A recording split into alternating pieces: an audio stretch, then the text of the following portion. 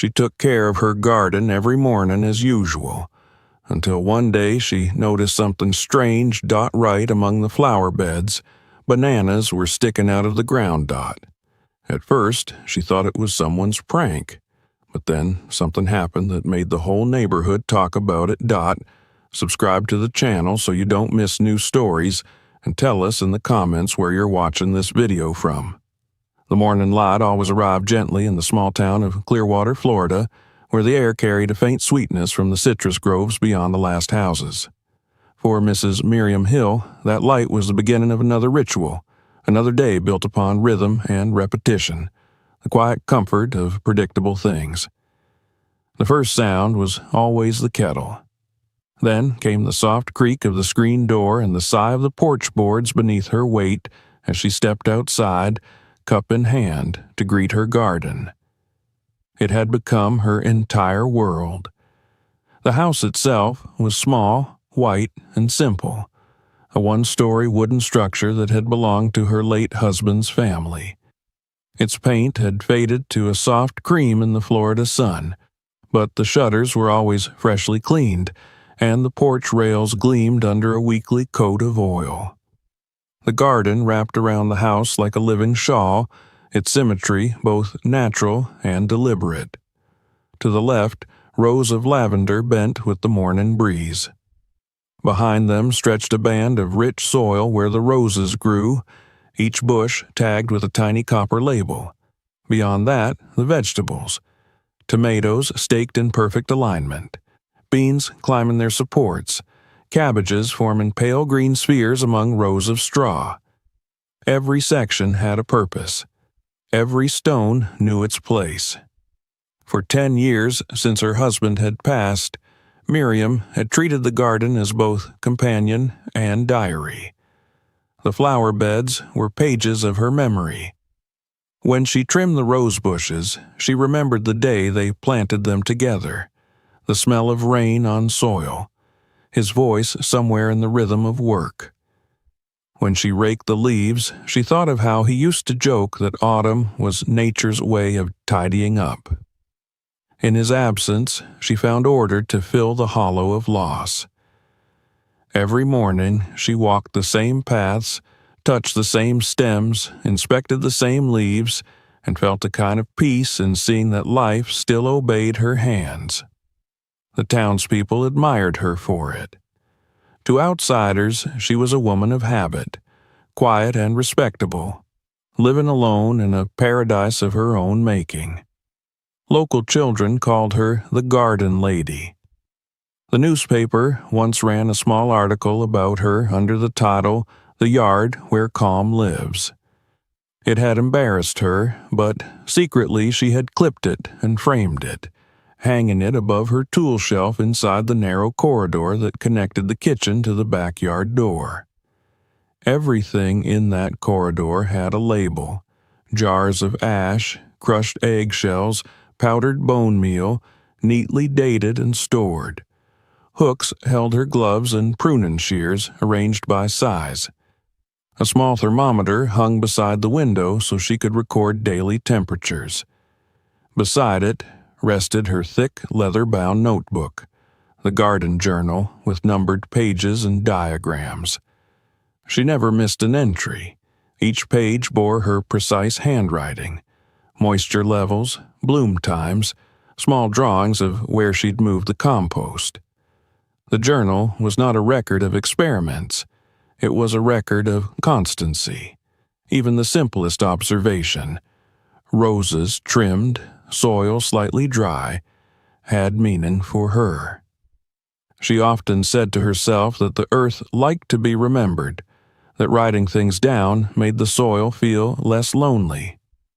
Beyond the back porch stood 2 barrels for collecting rainwater, fitted with filters she had cleaned the week before. In one corner was the compost heap, layered like a cake. Straw, leaves, kitchen scraps, a sprinkle of ash. She turned it with a spade every Sunday. The smell of decomposition did not disturb her. It reminded her that everything returned to purpose if given enough time. When she leaned on her rake and watched the sun climb higher, she could almost believe that this small, private world was invincible. The garden had zones of character. Along the southern edge bloomed her proudest lavender row, planted in a strip of sandier soil that caught the heat. The western side, shadier and moister, belonged to hydrangeas whose enormous heads of blue and pink swayed like clouds in miniature. The fruit trees lined the back fence. Lemons, a single fig, a young persimmon tree she had coaxed from a cut-in 3 years earlier. Between them wound a narrow brick path leading to a circular bed at the center, where she had placed a weathered stone bench. That was her observation point. From there, she could view the entire geometry of her creation, the interlocking squares and arcs of greenery, the faint buzz of bees weaving between blooms, the tiny movements that together compose the garden's breath. To the people who passed by on the street beyond her white fence, the garden was a scene of stillness. But to Miriam, it was alive with subtle motion. The soil shifted, breathed, and responded. It had moods. On some mornings it seemed generous, accepting her care easily, holding water like a grateful hand. On others it resisted, cracking under the sun as if sulking. She had learned to read it like one reads an old friend's face.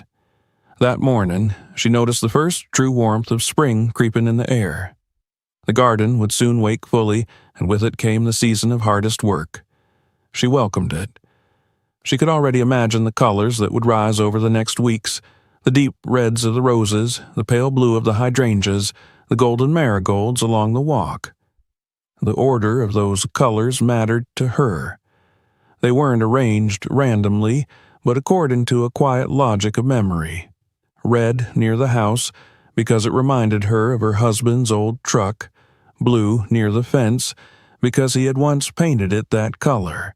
And yellow along the path because it matched the sunlight that had fallen across their porch on the morning they'd moved in. Her garden wasn't merely pretty. It was coated with meaning, each bloom a syllable of a private language only she could read. In the afternoons, when she rested inside with the windows open, she sometimes heard voices of passers-by admiring her work. Some would stop to take photographs. Once, a group of tourists had even asked to see the inside of her house, mistaking it for a local heritage site. She politely declined, but smiled about it for days. The garden gave her a small kind of fame, but she valued the discipline more than the praise. She knew that beauty required method, that without attention even the healthiest soil turned wild. Her life followed the clock of the sun. At dawn, she watered and observed. By midday, she pruned or weeded. After sunset, she logged her findings and cleaned her tools.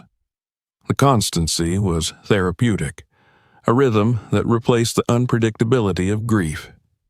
Yet, under that calm, there was a hint of fear, a quiet, unspoken dread that if she ever stopped caring for the garden, something vital inside her would collapse. So she kept going, day after day, ensuring that the rows remained straight, the soil soft, the harmony intact. Late in the afternoon, she walked once more through her realm, this time without tools, letting the air cool around her. The bees had retreated. The shadows of the lemon trees stretched long and blue across the lawn. She paused by the hydrangeas, noticing a small unevenness in the mulch, a patch slightly darker than the rest. She bent down, touched it, and felt the soil unusually damp, though it hadn't rained in a week. A faint, sweet smell rose, not unpleasant but out of place, something like overripe fruit left on a kitchen counter. She frowned slightly, brushed her hand across it, and smoothed the surface again. It was nothing, she told herself. Gardens always held little mysteries. Perhaps the compost had leached from somewhere, or a squirrel had buried a stolen fruit. Yet, When she stood again and looked over the whole stretch of her domain, she felt the slightest flicker of unease, as if some invisible finger had pressed a mark upon the flawless pattern she had so carefully maintained. She turned toward the porch, the evening light glinting off the copper tags of her roses, and the scent of lavender thickened behind her. The world looked perfect once more, symmetrical and whole. Still, she made a note in her journal before bed. Western bed. Soil moist, mild odor. Recheck tomorrow. That night, as she closed the curtains and the last light withdrew from the windows, the garden settled into silence. Cicadas pulsed somewhere in the trees, the barrels creaked softly as they cooled. Nothing seemed wrong, and yet a question had entered her order like a single drop of dye in clear water. It spread slowly, unseen, touching the edges of her calm. By morning, the garden would greet her again with the same peace as always, but something beneath its surface had already begun to change. The next morning began like every other in the long, ordered life of Miriam Hill. The light was steady, filtered through the lace curtains and across the worn wood of her kitchen floor. The kettle whistled, the scent of tea leaves rose, the rhythm of her house came alive in quiet steps. Nothing in the air or sky suggested that the day would differ from the thousand that had come before. The calm was almost ceremonial, yet beneath it waited something small, absurd, and deeply unsettling. When she stepped out into the garden with her notebook tucked under her arm, the air carried a sweetness left over from the night's humidity. The dew on the lavender shimmered, catching the sun. She moved with her usual precision, noting that the western bed still held a touch of dampness from the previous evening. Her gloved hand pressed lightly into the soil, and she was pleased to find it loose and rich. She thought about adjusting the watering schedule, marking a small mental note. And then her gaze shifted a few inches to the left, and she froze. There, rising from the earth between two lavender plants, stood a single yellow banana. It was upright, perfectly vertical, the peel bright and unblemished, the stem pushed into the soil so neatly that it seemed someone had placed it with deliberate care. The sight was so ridiculous, so out of place amid the disciplined geometry of her flower beds, that for a moment she could only stare, her mind unable to process what her eyes presented. The morning breeze stirred the petals around it, but the banana stood motionless, balanced like a marker in the center of a stage. Her first reaction was irritation. It was the kind of irritation that comes when an imperfection dares to intrude upon perfection. She looked toward the fence, half expecting to see the top of a child's head ducking behind the boards. No one was there. The street was still. Somewhere far away, a dog barked once and fell silent. Miriam approached slowly, her gardening shoes leaving faint impressions in the moist ground. When she reached the strange object, she bent down and studied it closely. It wasn't rotten or damaged. It looked fresh, recently peeled from a bunch and thrust into the dirt with care. Children, she thought immediately. Perhaps the neighbors' boys, the same ones who once tossed a rubber ball into her hydrangeas and never came to retrieve it. Or maybe raccoons, though raccoons didn't place bananas, they tore and scattered. A practical explanation eluded her, yet her mind insisted on one. She pulled on the peel gently. The soil gave way with a soft sucking sound, releasing the banana whole. She turned it in her hands, frowning. No bite marks, no scratches, no insects yet drawn to its sugar. It was, by all accounts, an untouched piece of fruit. She carried it to the compost heap, dropped it inside, and covered it with a layer of straw. Then she returned to the flower bed and smoothed the soil where it had stood. The disruption was erased, the garden restored, but the strangeness lingered in her thoughts all day. Each time she passed that section of lavender, she found herself glancing down, half expecting another yellow stem to have emerged like some absurd mushroom. Nothing did. By afternoon, she convinced herself it had been a prank. Perhaps the teenagers from the next block, restless and bored. She noted the incident in her journal, not out of belief but habit. Found banana between lavenders, removed. Possible prank. Soil normal. The words looked foolish on the page. Still, she wrote them carefully, as though the act of documenting might give the absurdity meaning. That night she slept lightly. The image of that bright yellow fruit haunted her mind, not as menace but as puzzle. Her husband had once told her that order was an illusion nature tolerated out of politeness. She had never liked the phrase. Yet, lying awake in the dark, she thought perhaps he had been right. The following morning, the sun rose in a haze of gold.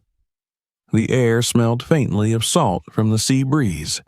Miriam stepped outside earlier than usual, drawn by an uneasy curiosity. Her eyes moved instinctively to the lavender bed. It was pristine. She exhaled, amused at her own anxiety, and turned toward the roses along the southern fence. Then she stopped again. Near the base of the rose bush, nestled among the petals that had fallen overnight, was another banana. This one lay at an angle, half buried, as though the earth itself had pushed it upward. Its peel glowed against the dark soil. She stared for several seconds, a faint shiver of disbelief running through her. Slowly, she crouched and touched it. It was cool, faintly moist with dew, the stem neatly broken. The roses above it were in perfect bloom, their leaves gleaming.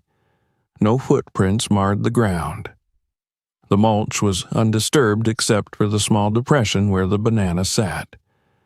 She turned her gaze across the garden. 50 feet away, by the lemon tree, something yellow caught the light again. A second banana. The sense of repetition unsettled her far more than the objects themselves. Once might be mischief, twice could not. She moved carefully towards the tree, scanning the soil, searching for prints or trails. Nothing. The ground was smooth, the mulch raked just as she had left it the night before. The banana stood upright beside the tree's trunk, the same deliberate placement, the same impossible neatness. Miriam straightened slowly and looked around her garden. The air was still. The street beyond the fence remained empty. It felt, for the first time in years, unfamiliar, as though she were standing in a copy of her own home, almost perfect but slightly askew. She gathered both bananas, dropped them into a paper bag, and carried them inside. Her movements were controlled, even mechanical, yet her mind churned beneath the calm surface. In the kitchen, she examined them under the light. They were nearly identical in size and color. She noticed the faintest bruise on one, as though it had been handled gently but not dropped. She checked the trash, wondering if perhaps she herself had discarded old fruit that an animal could have unearthed. But her kitchen bin was clean, her compost sealed. There was no source, no reason. When logic failed, she turned to habit. She went back outside, smoothed the soil once more, then washed her hands, the smell of banana lingering faintly despite the soap. She took her lunch on the porch, staring at the garden without really seeing it. For the first time in a decade, she felt the unease of not knowing. By evening, she decided to dismiss it entirely. Things happened. Gardens had their own small theater of chance. Seeds sprouting where none were sown, animals burying objects and forgetting them. Perhaps someone had dropped a bunch while passing and a stray dog had carried the fruit here. Such explanations comforted her. She wrote another note. 2 bananas found today. Location, roses and lemon tree, possible animals, removed. The handwriting was a little less steady this time. At dusk, she took one final walk before locking the garden gate. The light was dim, painting everything in shades of amber and shadow. Her eyes swept the beds automatically, counting the landmarks she knew so well. There was order again. The roses bowed under the last light, the hydrangeas breathed cool air. Yet, when she reached the western edge, she noticed a strange pattern in the soil, small raised arcs, like ripples frozen mid-motion. She crouched to examine them, but found nothing more than the faint indentation of her own earlier steps. Night fell with heavy warmth. The crickets began their song, a thick pulse of sound that filled the air. She went inside, turned off the lights, and stood for a moment by the window overlooking the garden. The darkness swallowed the shapes of her plants, leaving only the faint glimmer of the rain barrels and the pale shimmer of the path bricks. All looked ordinary, serene, eternal. Yet she could not shake the thought that something, someone, was interacting with her world, not to destroy it, but to mark it. The following dawn came gray and wet. A fine drizzle had fallen overnight, just enough to freshen the air. Miriam stepped out again, umbrella in hand, expecting to see her orderly world restored. But as she reached the edge of the brick path, her heart sank. 4 bananas this time. They stood in a line along the central walkway, equidistant, each one sunk into the soil at precisely the same depth. It was impossible, too precise for accident, too deliberate for play. She felt a sudden rush of anger, the kind she hadn't known in years. Her home was sacred ground, her husband's memory rooted here, and now it was being turned into something ridiculous. She scanned the fence again, but no faces peered back, no movement stirred in the still morning air. Kneeling, she studied the pattern. The spacing was even, exactly 2 feet apart. The ends of each banana pointed toward the circular bed at the garden center. She removed them carefully, one by one, and placed them in a bucket. The soil beneath each was damp, darker than the surrounding ground, as if recently watered or disturbed.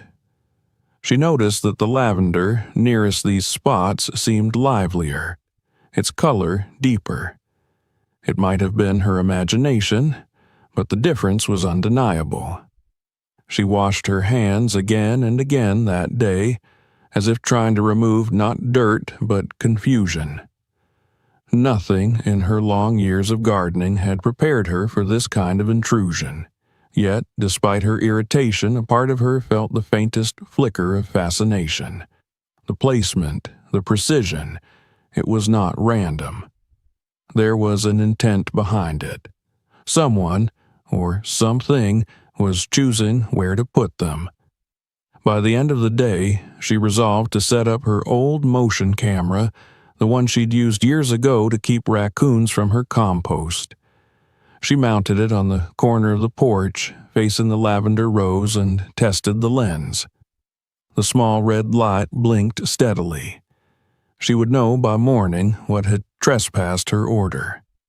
But, as she sat in her chair by the window that night, the rain thickening outside, she could not escape the absurd image that had now lodged in her mind. Bright yellow fruits standing like silent sentinels amid her carefully arranged flowers. The more she tried to dismiss it, the more it took root. Long after midnight, when the wind eased and the house settled into silence, Miriam finally drifted into uneasy sleep. The garden outside glistened under the faint moonlight, the leaves beaded with water. Nothing moved. Yet, deep beneath the calm, the soil itself seemed to breathe, holding within it the secret of what would come next. The rain had passed by morning. leaving the air washed and heavy with the scent of damp earth. The sun, though veiled behind thin clouds, gleamed off the soaked petals and glistened along the bricks of the path. Miriam stood on her porch, watching her garden as if it were an unfamiliar landscape. She had hardly slept. The camera she had mounted the night before was fixed firmly in its place, its small red light having blinked faithfully through the darkness. She she demanded that it had captured something, anything. The thought that the bananas could appear without cause gnawed at her sense of order. She moved through the garden slowly, noting each detail as she went. The 4 depressions where the bananas had been planted still marked the soil, faintly darker than the rest. The plants near them stood taller, more vivid in color. The roses along the southern fence had burst into bloom overnight, their petals edged with droplets that caught the light like glass. The air hummed with the low murmur of bees beginning their day. Everything looked perfect, more perfect than it had in weeks. And yet that very perfection seemed wrong, exaggerated, too polished, as though the garden had been staged. When she reached the hydrangeas, she stopped, sensing a faint irregularity in the mulch beneath her boots. The soil here seemed softer, more pliant. She knelt, pressed her gloved hand into it, and found it moist far below the surface. There had been no heavy rain, only a light drizzle. The depth of the dampness felt unnatural, as though water had come from within the ground rather than from above. She withdrew her hand, wiped it on her apron, and stood. Something was shifting in her garden. Something was happening beneath the surface. Inside the house, she removed her gloves, poured a cup of tea, and brought the camera inside.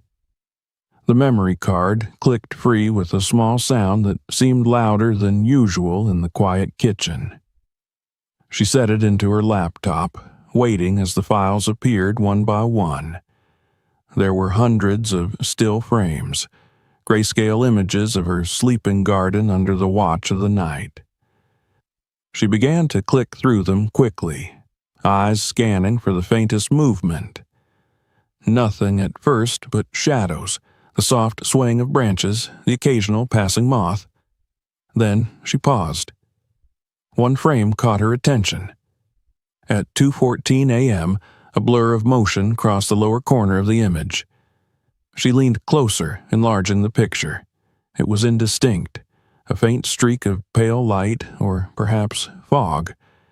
In the next frame, it was gone. She checked the following sequence, then the next, searching for any sign of repetition. Nothing. Just the empty garden again, the barrels gleaming in the moonlight, the faint mist drifting low.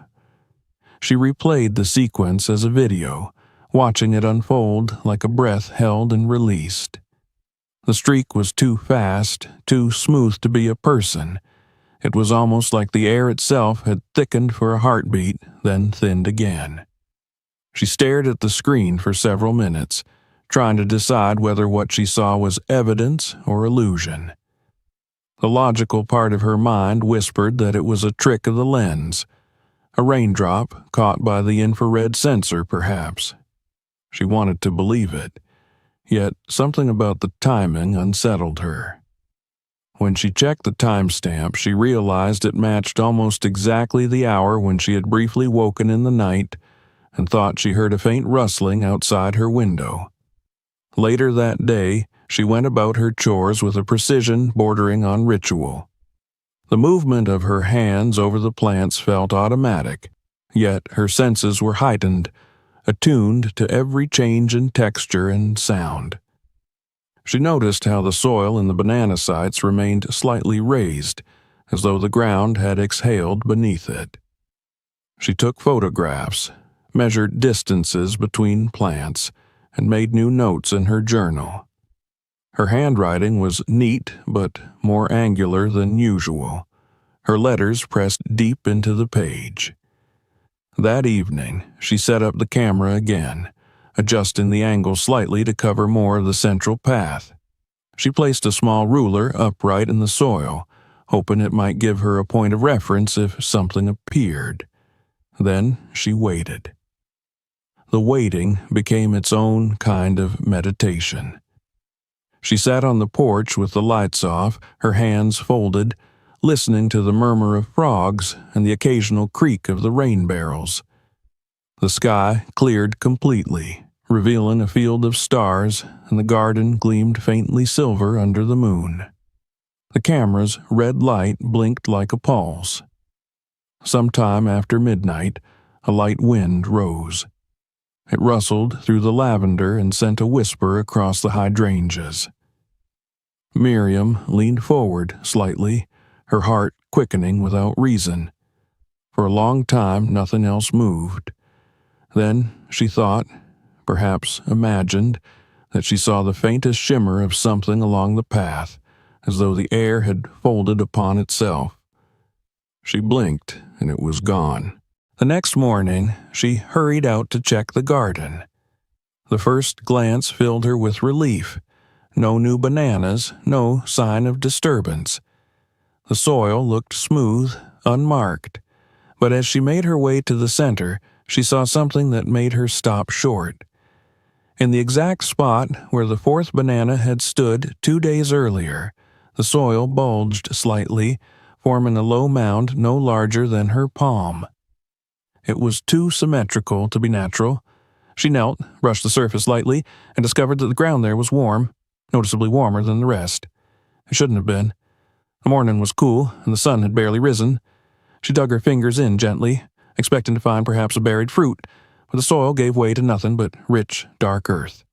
No banana, no stone, no insect nest, just warmth, like the faint heat of slow decay. She recovered the mound and rose slowly. Her thoughts churned.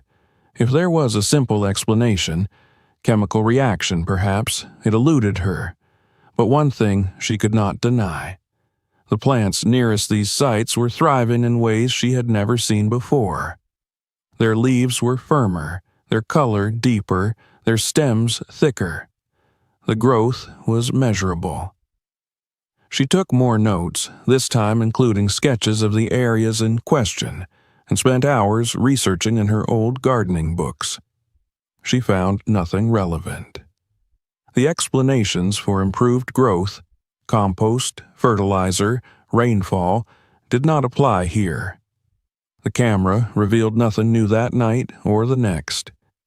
The same quiet sequences repeated themselves, still frames of sleeping flowers, the ghostly gleam of moonlight on leaves, an occasional blur that could have been an insect. And yet, every morning, something subtle changed. A new patch of soil slightly disturbed. A leaf that had turned upward unnaturally, as though responding to some unseen current. The bananas no longer appeared, but their absence felt like a pause rather than an end, a silence charged with intention. She began to organize her observations as though conducting a study. In her notebook, she created columns: date, weather, soil moisture, anomalies. It was the first time her notes resembled the work of an investigator rather than a caretaker. She mapped her garden into squares labeled with letters and numbers, marking the positions of the earlier banana sightings. Over time, a pattern began to emerge. Each incident had occurred along an invisible curve that arced from the western lavender bed toward the center bench. The alignment was too precise to be chance. It was as though something, or someone, was tracing a line beneath her garden, an unseen pathway marked by fruit. By the 4th week of observation, Miriam's calm had become a kind of controlled obsession. She spoke less to neighbors, spent longer hours among her plants, often kneeling for minutes at a time, staring at the soil as if waiting for it to breathe. The garden no longer felt entirely hers. She began to sense layers of activity beneath her feet, slow movements hidden in the darkness below the roots. The thought frightened her, yet she could not look away from it. One night, as she sat by the window watching the faint glow of the camera, a storm approached from the west. Lightning flashed on the horizon, illuminating the garden in brief white bursts. Each time, the world froze in a still photograph, only to vanish again into shadow. Between flashes, the shapes of the trees seemed to shift, their limbs bending subtly, unnaturally. She pressed her face to the glass, straining to see. Then, for one instant, the lightning revealed something extraordinary. Near the center path, where the line of bananas had once stood, the soil appeared to rise slightly, as if swelling under pressure. The movement was minute, almost imperceptible, but it was real. When the darkness returned, the motion ceased. She blinked rapidly, trying to decide whether it had been an illusion of the lightning or something tangible. The rain began, fierce and sudden, drumming against the porch roof. Miriam stayed at the window long after the camera had gone dark in the storm. She could not shake the image of the ground moving, pulsing faintly as though alive. By morning, the storm had passed, leaving behind a startling transformation. The entire section of soil along the path where the bananas had once been planted was darker than the rest, enriched somehow. The texture was looser, almost spongy underfoot, and the plants nearby looked rejuvenated beyond belief. The lavender emitted a thicker scent, and the rose leaves gleamed as though coated in oil. She knelt to touch the soil again, and found it neither hot nor cold, but carrying a strange vitality, a softness that seemed to hum faintly beneath her fingertips. She stood, shading her eyes against the early sun, and surveyed the garden in silence. It was more beautiful than ever, yet she could not take pride in it. The perfection she saw no longer belonged to her labor alone. Something else was at work here, something that had chosen her garden as its vessel. When she returned inside, she opened her journal and began to write, her pen scratching furiously across the paper. She recorded everything: the lights, the warmth, the swelling soil, the unusual vigor of her plants. But when she reached the section labeled Cause, her hand hesitated. The pen hovered above the page, waiting for an explanation she could not write. Finally, she put down only one word: unknown. The day stretched long and quiet, filled with the hum of bees and the distant calls of birds. She moved among the plants with a strange reverence, no longer pruning or weeding, but merely observing. The garden no longer seemed to need her guidance. It thrived on its own, pulsing with some hidden rhythm. She felt less like its keeper now and more like its witness. That night, before locking the door, she looked once more through the window toward the darkened yard. The stars glimmered faintly above the outlines of trees, and the path lay still and pale beneath them. Nothing stirred. Yet she knew with a certainty she could not explain that the ground beneath that quiet surface was alive in ways she had never understood. The bananas had been only the beginning, a language written in fruit and soil, a message she had yet to decipher. And so she left the light off, let the house sink into darkness, and waited in silence for whatever would come next. By the time Miriam reached the 4th week of the bananas' appearances, the thin line between curiosity and obligation had shifted decisively toward inquiry. The garden no longer felt like a private solace alone. It had become a site of questions demanding answers. She moved from being a keeper of order into the posture of an investigator, and investigation for her meant method. She had kept a garden journal for years, but now its pages took on a new cadence: sketches with measurements, comparative notes like a field scientist's log, careful recording of conditions that once would have passed unnoticed. The discipline calmed her in a way that grief could not. It provided a structure for the weirdness that had insinuated itself into her life. Her first step was hypothesis. She moved through the beds, thinking not in impressions but in variables.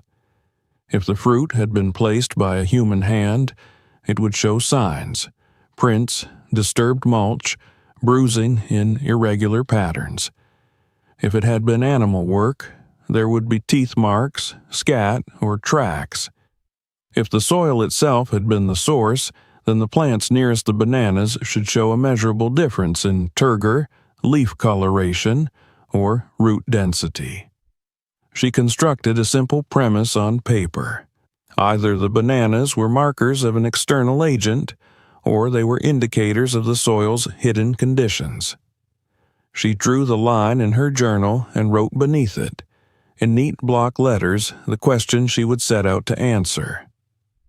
Do bananas improve or indicate soil fertility here? Turning hypothesis into experiment required structure. She marked off 3 distinct squares in the garden, one in full sun among the marigolds, one in partial shade by the hydrangeas, and one within the vegetable plot near the tomato stakes. She measured each square precisely. Each was 1 meter by 1 meter. She noted the existing mulch depth, the pH strip readings she acquired from her small kit, the soil temperature taken at 10 centimeters and 20 centimeters depth, and the moisture content read by her inexpensive handheld meter. She recorded the baseline. pH 6.4 in the marigold plot, 6.8 by the hydrangeas, 6.2 in the vegetable bed. Moisture levels varying between 18 and 24%. Temperature at 10 centimeters averaging 20 degrees Celsius in the morning sun, slightly cooler in the shade. To each square she assigned a treatment. An entire banana placed vertically and buried to half its length. Banana peels sliced into 3 centimeter strips mixed superficially into the top 5 centimeters of soil. A bucket of banana water prepared by steeping 3 peels in 5 liters of water for 72 hours, and then used to irrigate the bed. She weighed the bananas with the kitchen scale to ensure consistency. Each whole fruit was between 88 and 105 grams. The peels alone averaged 20 to 25 grams when separated from any fruit remnants. For the banana water, she kept careful notes.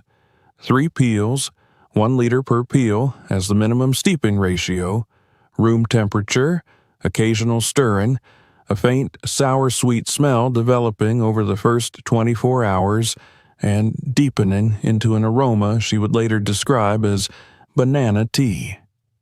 She labeled jars and buckets, tied small tags with twine, whole B1, peels 2, BW3, and dated them before she returned to the soil. Her movements were meticulous. She cleared the designs of mulch where she would place each treatment, measured the depth with the same ruler she had set as reference for the camera, and kept track of depth to the nearest half centimeter. In the plot by the marigolds, she used a whole banana and positioned it 2 centimeters from the central stem of the main plant, pushed into the soil vertically to a depth of 6 centimeters.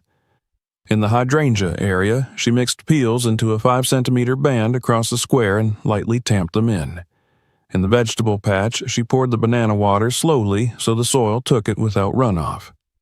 After each intervention, she photographed the square from overhead with her old digital camera, making sure to include the reference ruler and the timestamp she had set on the camera to ensure consistent comparison later.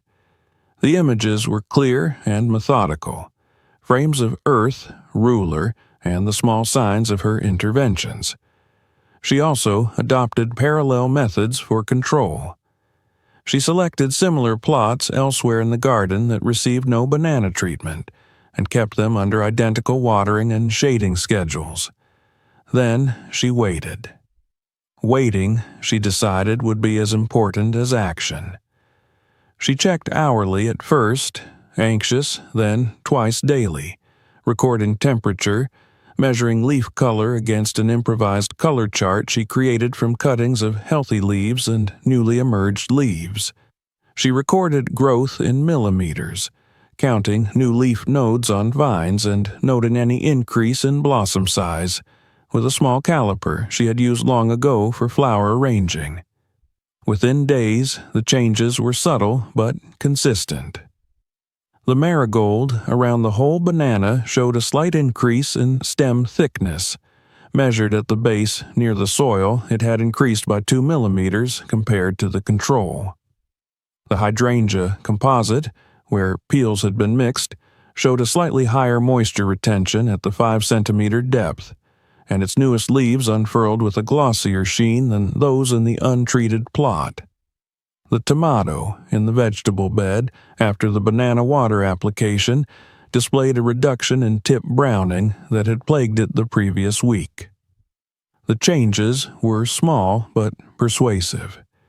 She took photographs and annotated each with the exact times and the measured differences, underlining the words consistent and repeatable in the margins. Encouraged, she extended the experiment. She selected a ring of rose bushes that bordered the central path where the bananas had first appeared. She separated the ring into sectors and introduced a small variety of treatments. Whole bananas buried at different depths, 3, 6, and 10 centimeters. Peel mixtures compacted to different densities. Banana water at dilutions of 1:1 and 1:4 with collected rainwater. She left other sectors untouched as controls. Her measurements became more comprehensive. Soil respiration tests performed by covering a section with a jar and noting condensation and odor after 30 minutes, modest worm counts in shallow shovelfuls of soil, and the number of new buds formed within a 7-day window. She recorded the presence of earthworms with almost childlike fascination. The banana-treated areas drew more worms to the surface in late afternoon when she counted them with gloved hands and recorded the results. A bed treated with chopped peels averaged 8 to 12 worms in a 10-centimeter by 10-centimeter sample, while the control average was 3 to 5. The presence of worms suggested increased organic activity and a healthier soil microecosystem. Miriam documented everything in paragraphs of precise description. Her journal turned into a mosaic of observational science and domestic tenderness. She wrote long notes about smell and texture, the rhythm of her own breathing in the garden, and the way sunlight at 8 in the morning made the banana-treated hydrangea look almost luminescent. She entered figures and reactions, but she also allowed herself to dwell in the sensorial, the way certain leaves took on a thickness like new coin, the faint hum of increased insect life in the newly active soils. The garden was becoming a laboratory without losing its intimacy. 1 week into the extended trials, she decided to perform a controlled schurf to examine the subsurface structure and root patterns near a site where a banana had been placed by unknown hands, one of the earlier appearances that had not been part of her deliberate experiments. The spot lay at the border where the marigold strip met the lemon tree's root zone, a place she'd initially brushed off as odd because it was where the first stranger banana had stood. She prepared the schurf carefully, marking the perimeter with chalk, measuring and lining up her trowel. The schurf was shallow at first, 10 centimeters, but when she reached 20, the composition of the soil changed. The dark loam she expected to find was interleaved with a denser, almost black band that reminded her of rich compost or humus. It had a fine, crumbly texture and a faintly sweet, resinous scent that made her pause. She widened the schurf to examine the band more carefully, measuring its thickness. It ran 3 to 5 centimeters deep and extended laterally further than the small pit she had dug. The layer's color and texture suggested a former pocket of decomposed organic matter. What startled her most was not the humus itself, but something embedded at the interface where the band met older soil, a small, reddish fragment of metal, corroded and puckered by time. Miriam brushed away soil with the patience of someone cleaning an old photograph, her hands steady. As the metal revealed itself, she noticed letters in relief, oblong shapes smoothed by rust and dirt, but still legible enough to promise a name. The object was a small plaque, the sort once used to mark boundary fences or garden benches. She pried it up with careful fingers, using the point of a trowel and an old toothbrush to clear the encrusted grime. The plaque was no larger than her palm and had the patina of many seasons, its paint flaked away, but along one edge a set of letters protruded faintly, George, the first definitive stroke of something she had only half expected in her research. Her breath caught. The metal was thin and browned with age, the edges were jagged with corrosion. She had found not only the dark compost lens, but a trace of a human hand who had been here long before her. She wrapped the plaque in a cloth she had tucked into her pocket for such accidents and set it gently aside. Miriam sat back on her heels and considered the layer she had just exposed. It began to make sense as a historical residue. Years ago, perhaps decades, someone had buried organic matter, fruit, leaves, kitchen scraps, in a deliberate deposit that had since composted into a pocket of fertile dark. Seasonal swelling and shrinking of the soil, aided by rain and biological activity, might push light objects upward, like driftwood and sand, and, in the process, sometimes deposit portions of older compost towards the surface. The bananas she had been finding could well be emerging from such a pocket, placed by the soil as much as by hands. The possibility exhilarated and calmed her. It was a rational thread she could follow back into the garden's past. She recorded the shearf in detail. She plotted the depth and the composition, wrote the dimensions of the layer, and photographed it from several angles with her ruler in frame for scale. She made a careful sketch in her journal, labeling the humus band and the plaque's position. Then, with a practical nerve, she resolved to send a soil sample to the local extension office for analysis. If the laboratory confirmed elevated levels of potassium, calcium, magnesium, and organic content, she would have a scientific underpinning for the phenomenon that until now had felt like a private marvel. But the plaque suggested something more than mere compost. It bore the name George, which she later learned in the town archive corresponded to George Lomax, a gardener and smallholder who had tended the land long before her and who, according to an old neighbor's recollection, had been notorious for his secret blends.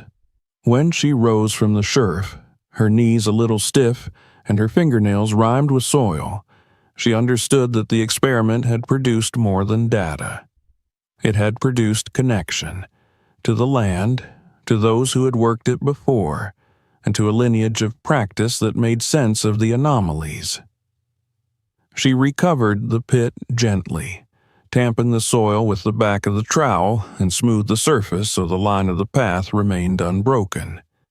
She left the plaque wrapped and dry on the kitchen table under the light, feeling as if she had handled a relic that was both domestic and sacred.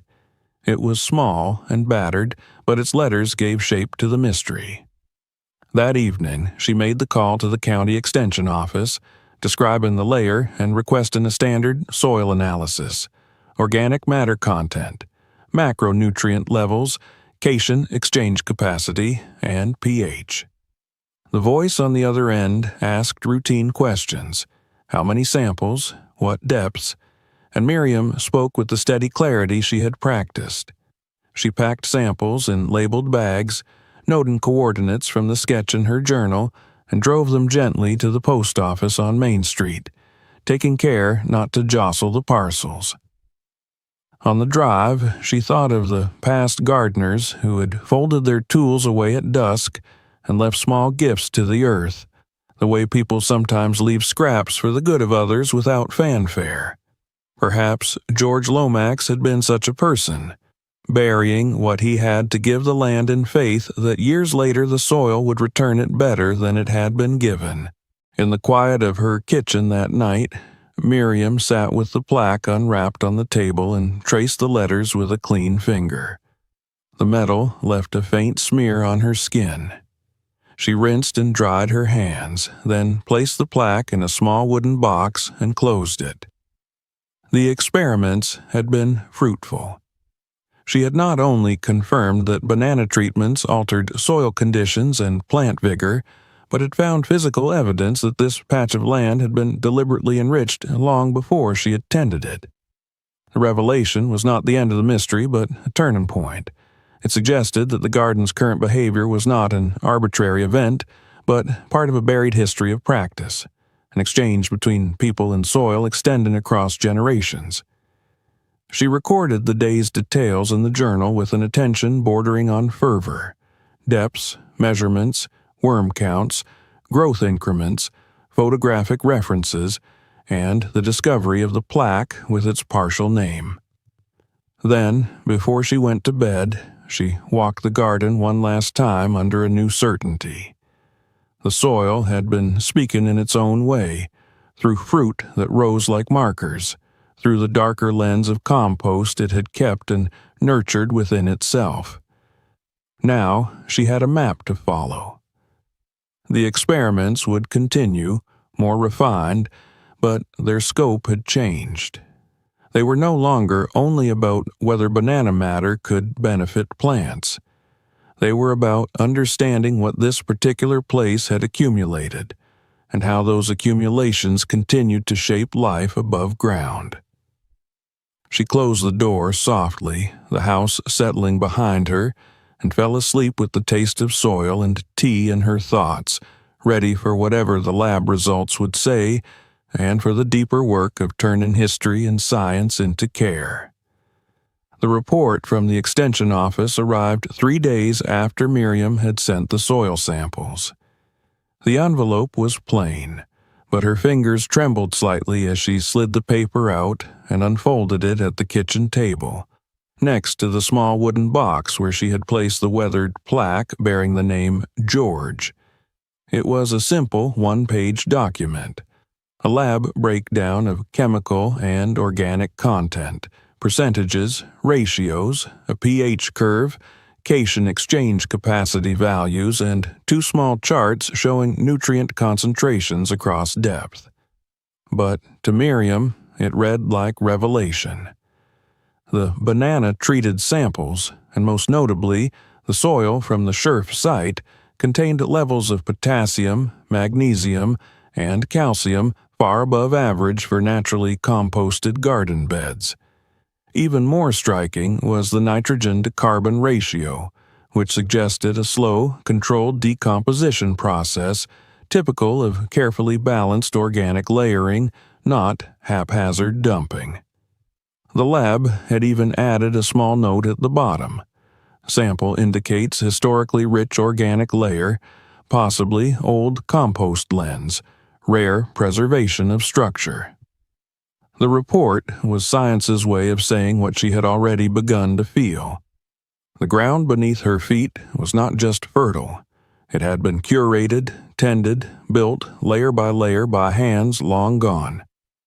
George Lomax, whose name had surfaced in the archives and on the tarnished plaque, had not simply gardened here, he had engineered the very soil. The realization pulled Miriam into another kind of curiosity. If the soil was speaking now, it must have been carrying the memory of decades. The banana appearances had felt like messages from the earth. Now she began to think of them as echoes of someone else's hands, gestures from a prior gardener whose knowledge was absorbed into the ground itself. She returned to the town records, spending afternoons in the small library, poring over land deeds, old gardening club rosters, faded newsletters from the 1960s and 70s. George Lomax appeared again and again, not in headlines but in footnotes, mentioned as a guest speaker at Garden Society luncheons, noted in a neighbor's anecdote about strange fermenting mixtures he swore by, praised quietly in a letter to the editor for his beautiful marigolds that supposedly glowed brighter than any others in the county. More importantly, Miriam found a small note in an archived gardening journal, a mimeographed sheet stapled together with uneven edges dated July 1974. It included a short entry by Lomax himself under the heading, "On Feeding the Earth."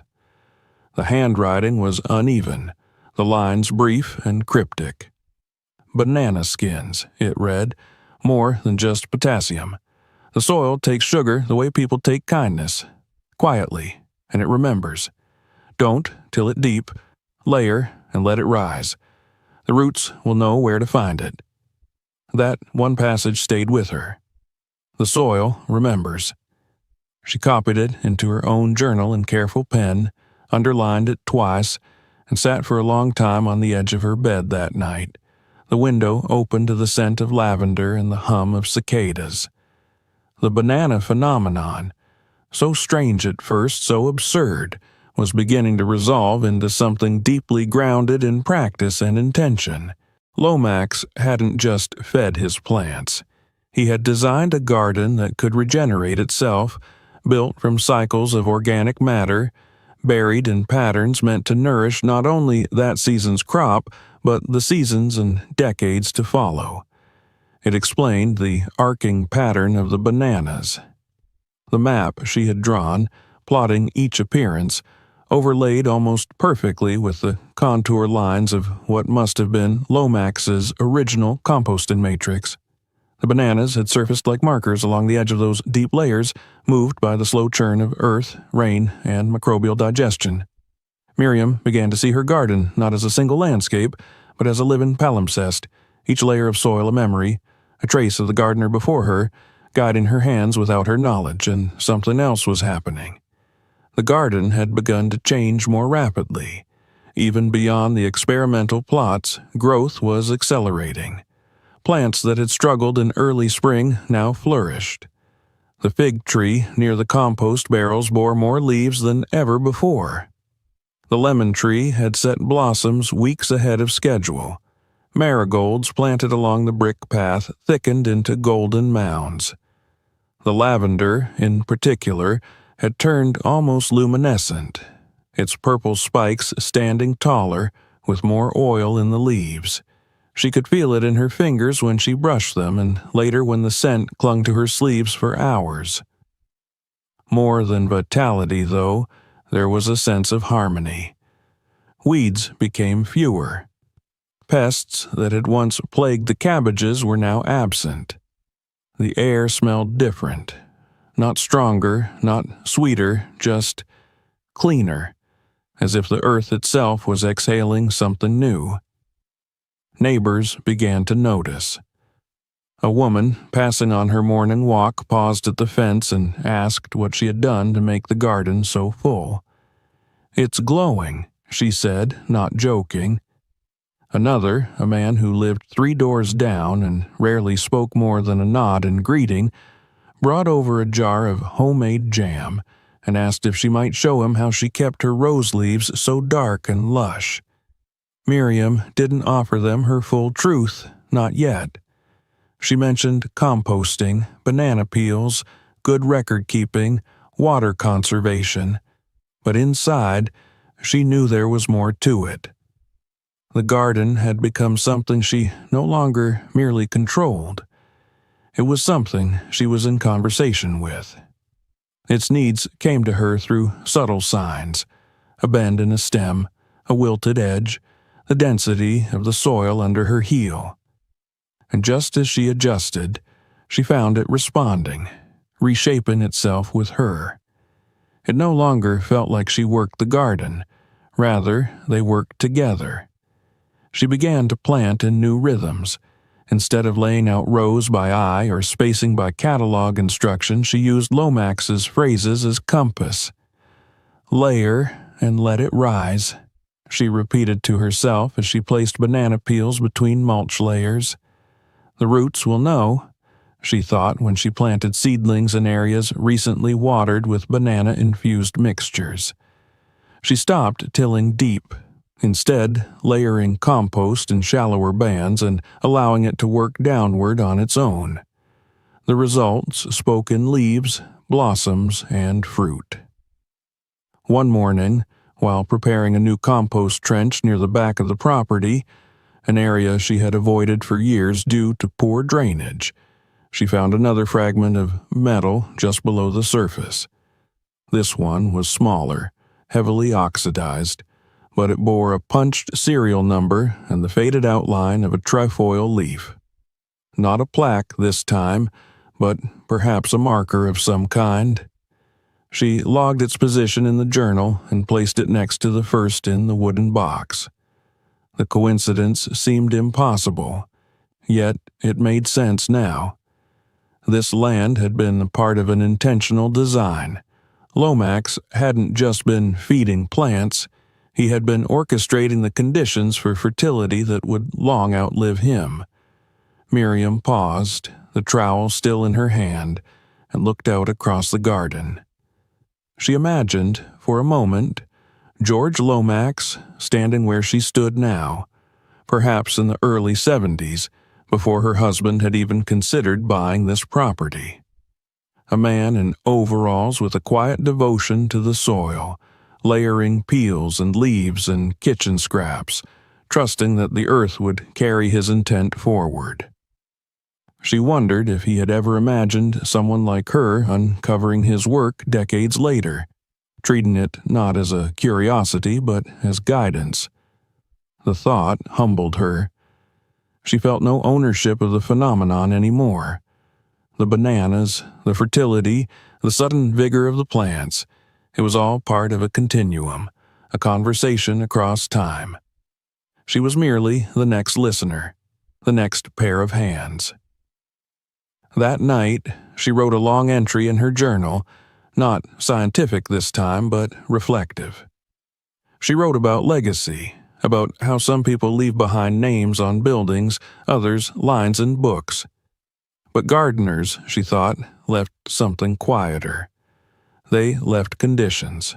A gardener's legacy wasn't in monuments, but in microbial balance, in nitrogen-rich humus, in the way a single banana peel decomposed beneath the roots of a plant that might grow long after their death. She ended the entry with one sentence written in a slow, deliberate script. "I think I'm beginning to understand what he meant by kindness in the soil." As spring deepened into early summer, the garden entered a phase she could only describe as generous. It required less from her, yet gave more. Even in corners she hadn't touched with her experiments, the plants grew more vibrant, the soil darker, the air lighter. Friends came by with cuttings to trade, neighbors left notes asking to visit. One morning, a local schoolteacher called to ask if she would allow a group of students to tour her garden as part of a lesson on sustainability. She agreed, and when the children arrived with their notebooks and wide eyes, she found herself speaking with a warmth and ease she hadn't known she possessed. She didn't tell them about the bananas, not yet. But she did point to the compost bins, to the mulch layers, to the careful way she planted with the earth's memory in mind. She told them that soil was alive, that it remembered what you gave it and answered accordingly. One of the children, a quiet boy in the back, raised his hand and asked, "Can dirt really remember?" Miriam smiled, knelt beside a patch of thriving marigolds, and ran her fingers through the dark earth. "It can," she said, "but you have to know how to listen." That evening, as the light sank golden behind the trees, she sat on the stone bench in the center of the garden. The roses around her swayed slightly in the breeze. The scent of citrus and lavender mingled in the air. Somewhere beneath her, layers of compost, old peels, fragments of memory were still at work, shaping the soil into something vital. She pressed her palm into the earth beside the bench and closed her eyes. The soil was warm. Not hot, not damp, just warm, like breath held quietly below the surface. And in that warmth, Miriam felt no mystery anymore. Only presence. Only care. The shift in Miriam's relationship with her garden was no longer subtle.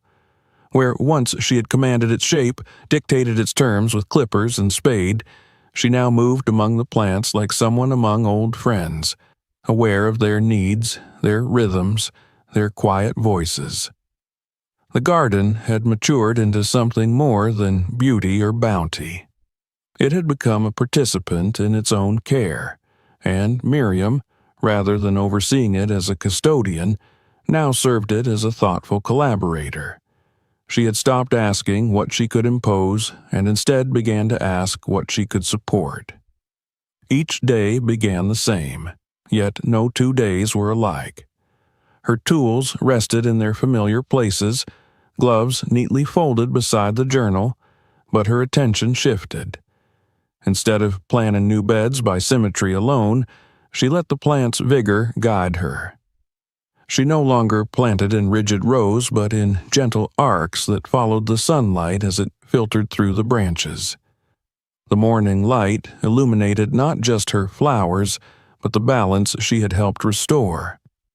What had begun with confusion and a series of odd banana sightings now blossomed into a system, one rooted not in mystery but in observation, adaptation, and memory. The method, once unspoken, had become routine. She continued to bury banana peels, but now, with care to rhythm and depth, she developed a pattern, placing peels in a diagonal line between plants rather than directly at the base. She watered in the morning only, and only as needed, guided by the soil's feel rather than the calendar. She began layering organic matter in thinner strata. Fine mulch, chopped peels, old leaves, and a dusting of ash. Simple materials arranged in a sequence the soil seemed to welcome. She observed which plants responded to which combinations, recording the effects in her notebook with increasing precision. What struck her most was the responsiveness of the earth itself. After a few cycles of this treatment, she found the ground became more pliable, rich with microlife. The worms returned in greater number. Small holes aerated the beds naturally. The presence of ants diminished where the soil was layered well, and beetles, once a nuisance in the vegetable patch, relocated to the compost pile where she now welcomed their efforts. The soil had become more than substrate. It was alive, textured with purpose. Even challenges brought insight. One day, while checking the marigold border near the compost, she noticed a cluster of black ants building near one of her new peel lines. At first, irritation flared. She had fought ants for years in this section of the garden, but instead of reacting with pesticide or disruption, she paused. She watched. The ants were not nesting, but harvesting, carrying away the softest pieces of peel. When she dug slightly, she found their tunnel veered away from the roots and toward the older compost.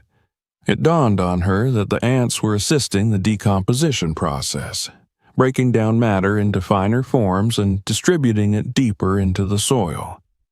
Rather than remove them, she adjusted the layering, spacing peels further apart and adding dry straw in between. The ants stayed, but changed course. What had seemed an invasion became a kind of uninvited cooperation. When snails began appearing near her newly transplanted lettuce, she again looked for understanding before action. A week of observation revealed that they clustered near areas of overwatered ground. She corrected her irrigation schedule, moved banana water applications to cooler morning hours, and added a loose ring of crushed eggshells. The snails retreated, the lettuce recovered. Her notes detailed not the pest control, but the soil correction that solved the imbalance. Her journal, once a log of tasks, now read like the diary of a quiet ecological revolution. Each page contained graphs of leaf color over time, root depth measurements, comparisons between shaded and sunlit zones. Her handwriting grew smaller, more efficient, shaped by urgency and attention. She made time-lapse sketches to track vine movement. She noted the influence of wind patterns, the subtle shifts in flowering behavior before and after compost layering. The garden had turned into a quiet engine of learning, and others began to take notice. The first inquiries had been casual, a nod from across the street, a compliment from a passerby. But by mid-season the attention intensified. Neighbors returned for advice. A woman named Carol, who lived 2 blocks away, brought over a pot of jam and asked for help with her camellias. Miriam offered her a cutting of her own and a small brown paper bag with dried banana peel strips. "Scatter a few," she said simply, "and watch." Carol returned 3 weeks later with a stunned expression and photos of her newly bloomin' hedge. Word spread. By July, she received an invitation to speak at the local garden club, a modest gathering of hobbyists and retirees. Miriam hesitated at first. She was no speaker, but she knew she owed something now, not just to the club, but to the unseen gardener whose legacy she was continuing. So she stood before 20 folding chairs in the basement of the First Baptist Church and explained her process, not as a miracle, not as a secret, but as a rediscovered practice of listening. She brought jars of banana water, pages from her journal, photos of worm-laden scherfs, and samples of soil. She passed around lavender wrapped in parchment and closed by saying, "What you feed the earth, it remembers. And sometimes it gives back when you least expect it." That phrase echoed in her head long after the meeting ended. The gratitude she saw in those faces, the way they leaned forward to hear more, reminded her of the garden's first gift to her. Not a bloom or a fruit, but the return of a sense of purpose. It was not enough now to keep the knowledge to herself. She began assembling what she jokingly called the method box, a wooden crate filled with samples, peel bags, hand-labeled instruction cards, and photocopies of journal entries. When neighbors asked for advice, she gave them boxes. She asked only that they observe, adjust, and return to tell her what worked. Still, not every day was simple. Some mornings, a plant would wilt without cause. Some patches turned dry despite water. A late blight appeared in one tomato bed, leaving her shaken at the fragility of the balance. But she treated each incident not as failure, but as information. The blight taught her to rotate more carefully. The wilt pointed her to poor drainage. Each difficulty folded into the broader narrative of cooperation. Her composting changed too. She now used a triple bin method, building layers in staggered stages so she could rotate material from fresh to active to curing. She marked each with chalkboard tags. Week 1, Week 5, ready. The banana peels remained the core ingredient, but now she added other scraps with greater thought. Coffee grounds, crushed eggshells, dried leaves, even bits of cotton cloth. She measured temperature inside the piles with a cheap soil thermometer, noting when the pile grew hot and when it cooled. She had, effectively, turned her backyard into a low-tech fermentation lab. The payoff was unmistakable. Her plants flourished with a vigor that seemed to defy their species norms. Roses bloomed longer. Beans reached higher. The citrus trees bore not just more fruit, but better-tasting fruit. She tested this one afternoon by comparing two lemons, one from the newer tree she had treated with banana water and one from an older, untreated tree. The difference was clear. The treated lemon was more fragrant, its peel brighter, the juice sweeter. But it wasn't just the plants. It was the air. Visitors commented on it often, that the garden smelled clean, that they felt calmer there. Children lingered on the paths, even animals behaved differently. Birds gathered near the compost bins in early morning, not scavenging but resting. A fox was seen walking along the fence line at dusk and not bolting when seen. The entire yard had become an ecosystem not just of life, but of ease. Then came the school request.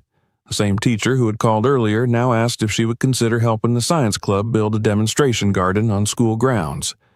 Miriam was surprised at how easily she said yes. She visited the site, a patch of rough ground behind the science wing, and brought a small team of students through her method.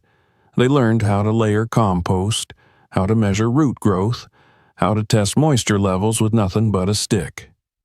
She taught them to observe the worms, to recognize the scent of healthy soil, to fold banana peels gently into the mulch. She stood back as they worked, her heart full. This was no longer just renewal, it was transmission. Back home, her garden welcomed her return like a breath held and released. She walked among the rows, touching leaves, listening. Near the lemon tree, she noticed something curious, a new depression in the soil. Not large, not threatening, but unmistakably intentional. She knelt and brushed the surface lightly. No banana this time, just the faintest ring in the dirt, as if something had rested there briefly before disappearing again. She didn't need a message anymore. The garden spoke in its own language now, and she had learned to answer. She rose, wiped her hands, and smiled. As evening settled and the air cooled, Miriam walked slowly back toward the house, her feet silent on the path. Behind her, the garden pulsed with life, not wild, not tame, but balanced. It was no longer hers alone, and that, she now understood, was the whole point. The earth did not want to be owned. It wanted to be known, cared for, answered. And she had finally learned how to listen. By the time midsummer settled over Clearwater, the garden had fully transformed. What once had been Miriam Hill's private sanctuary, a refuge from grief and a place of ritual care, had become something broader, alive with intention and resonance beyond her own work. The plants themselves seemed to exude vitality that could not have been produced by sunlight and water alone. The leaves gleamed with a subtle sheen, the stems held a quiet strength, and even the paths through the garden appeared to radiate order without rigidity. Birds hovered longer near the compost piles, and bees visited in measured waves, their hum a steady undertone to the faint rustle of leaves. Miriam felt, more acutely than ever, that the garden was speaking, teaching, and responding, and she in turn had become not its master, but its careful interpreter.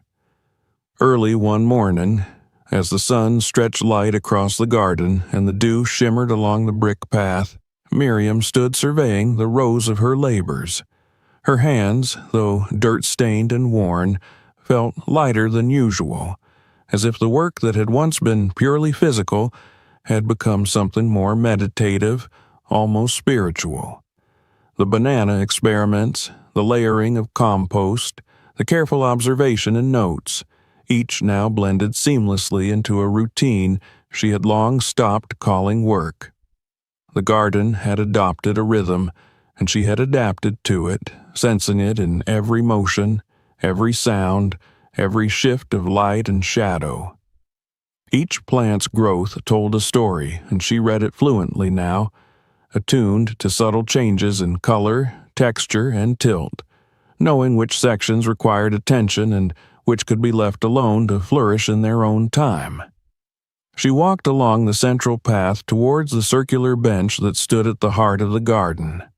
Along the way, she paused to touch the hydrangeas, noting the deep blue of their petals and the robust fullness of each blossom. The lavender had thickened into aromatic spikes, their scent rising in gentle waves with the morning breeze. The roses on the southern fence bloomed with heightened intensity, the petals unblemished and glowing in sunlight filtered through leaves. Even the lemon tree, which had struggled for years to establish a balanced canopy, now bore tender green fruit alongside fresh blossoms, promising a season of unexpected abundance. It was here, at the center of the garden, that Miriam reflected most profoundly on the legacy of the previous gardener, George Lomax. The plaque she had uncovered weeks earlier sat in her small wooden box beside her journal, a tangible connection to the man whose practices had shaped the very soil beneath her feet. His methods had not been recorded in textbooks or shouted from the pages of newspapers. They had been inscribed invisibly in the garden itself, passed along in layers of compost and organic matter, embedded in the humus that now nourished her plants. The bananas, the peels, the layered mulch, all were echoes of his careful attention, gestures that transcended the boundary between one gardener and the next, reaching across decades. Miriam had begun to see herself as part of a continuum, a link in a chain of care and understanding that was both practical and profoundly human.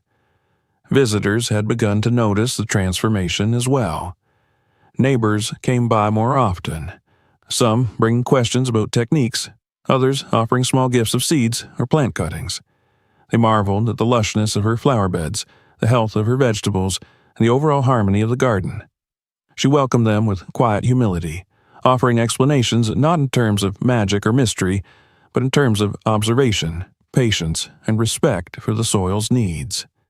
When children from the local school came for a guided tour, she led them slowly through the paths, showing how compost was layered, how mulch protected the roots, and how banana peels could feed the earth without causing harm. She emphasized careful listening to the garden, teaching them to observe growth patterns, to note soil moisture, and to recognize the small signals that plants gave when their needs were met or neglected. As she moved among the visitors, Miriam found that she herself was learning anew. Questions from bright-eyed children prompted her to reconsider old assumptions, to experiment with new layouts, and to test her understanding of the delicate balance she had cultivated. Each question, each observation reinforced the garden's living nature. It was not static, and it was not hers alone. She felt the presence of George Lomax in these moments, a quiet acknowledgement of the past that infused her actions with both reverence and curiosity. Back in her own work, Miriam continued her experiments with banana peels and compost, but now they were informed not by confusion or suspicion, but by confidence and insight. She layered peels in shallow bands beneath the soil, observing the decomposition over days and weeks. She measured the soil's response, noting subtle increases in worm activity, slight rises in nutrient content, and improvements in the vigor of nearby plants. The banana water she prepared and poured into select beds encouraged growth in the young marigolds and vegetables, enhancing the natural fertility without overpowering the system. She no longer worried about accidental excess. The garden seemed to self-regulate, incorporating organic matter as needed and dispersing it where it would do the most good. Miriam's relationship with her garden deepened further as she noted the subtle interactions between plants. The taller hydrangeas now provided partial shade for smaller plants that were sensitive to the sun, while the lavender created a protective scent barrier that deterred pests from attacking her vegetables. Even the path itself, composed of carefully laid bricks, seemed to guide water and nutrients toward the beds efficiently. She marveled at the precision of these interactions and wondered how much of it had been preordained by the layering and practices of the gardener who had come before her. The soil's memory was active, responding not only to her interventions but also to its own past, as though the land itself were a teacher whispering through the leaves. One afternoon, while tending to a newly planted rose sapling, Miriam noticed a faint depression in the soil along the edge of a bed she had not recently disturbed. She knelt, brushing away mulch to examine it more closely. There was no banana, no fruit, no obvious cause for the indentation. Yet she sensed the same gentle pulse beneath the earth she had first felt weeks earlier when the bananas had appeared. It was as if the soil itself were alive, sending signals that she could now recognize and respond to. She carefully planted the sapling over the depression, covering it with soft, rich soil and leaving a small mulch ring to protect the roots. The act felt ritualistic yet practical, a combination of intuition, science, and reverence. As evening fell, Miriam sat on the stone bench at the center of her garden, observing the long shadows cast by the trees and the fading light on the leaves. The air carried the mixed scents of citrus, lavender, and freshly turned soil. The garden was full but quiet, each plant settled into its place, yet humming with latent energy. She thought about George Lomax again, imagining his hands in the soil decades ago, layering peels and compost with care, trusting in the unseen rhythms of decomposition and growth. She realized that he had left more than fertile soil. He had left a philosophy of gardening, one built on patience, observation, and trust in the natural processes of the earth. Her role was not to dominate or direct, but to participate and respond. Miriam reflected on the visitors, the students, and the neighbors who had come to witness the garden's transformation. She understood that her work was not just for herself. It was a living lesson, a demonstration of what could be achieved when humans approach the earth with humility and attention. She recalled the quiet moments when she had knelt over the banana peels, when she had measured root depth, when she had watched worms burrow and decompose matter into fertile layers. These actions, repeated over weeks and months, had created a microcosm of life that was resilient, self-sustaining, and profoundly beautiful. The night deepened, and the stars began to pierce the darkening sky. Miriam remained on the bench, feeling the gentle warmth of the soil beneath her fingers as she traced the outline of the flower beds. The garden exhaled softly, leaves rustling in a breeze that had begun to rise. She closed her eyes and allowed herself to feel the full weight of the season's work, the continuity of past and present gardeners, and the living pulse of the earth beneath her. She felt gratitude not only for what had grown, but for what had been preserved, for the unseen hands that had shaped the land, and for the opportunity to continue that work. When she finally rose and walked slowly toward the house, the garden seemed to respond to her steps, the leaves shifting and the flowers nodding in quiet acknowledgement. She paused at the edge of the path, looking back at the stone bench, the lavender, the roses, the marigolds, and the citrus trees. Everything was in balance, yet alive with possibility. The garden was no longer hers in possession alone. It belonged to time, to care, and to the legacy of those who had tended it before her. She had become both steward and witness, participant and observer, listener and responder. Inside, she placed the plaque back in its wooden box and added a small note in her journal, recording the day and the observations she had made. The garden would continue to speak, she knew, and she would continue to answer. Outside, the earth pulsed gently, unseen but perceptible, alive with its own memory and the traces of past and present gardeners alike.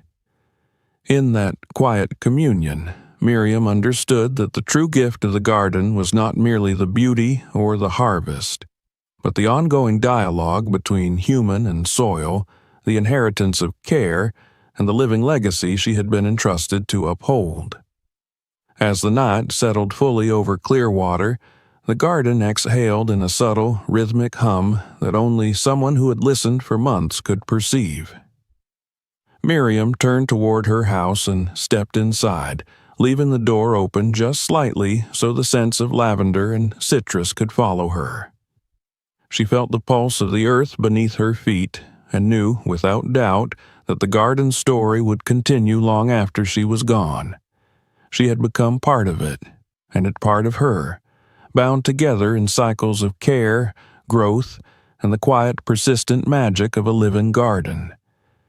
If you enjoyed this story, make sure to hit subscribe and turn on notifications so you won't miss the next incredible tale.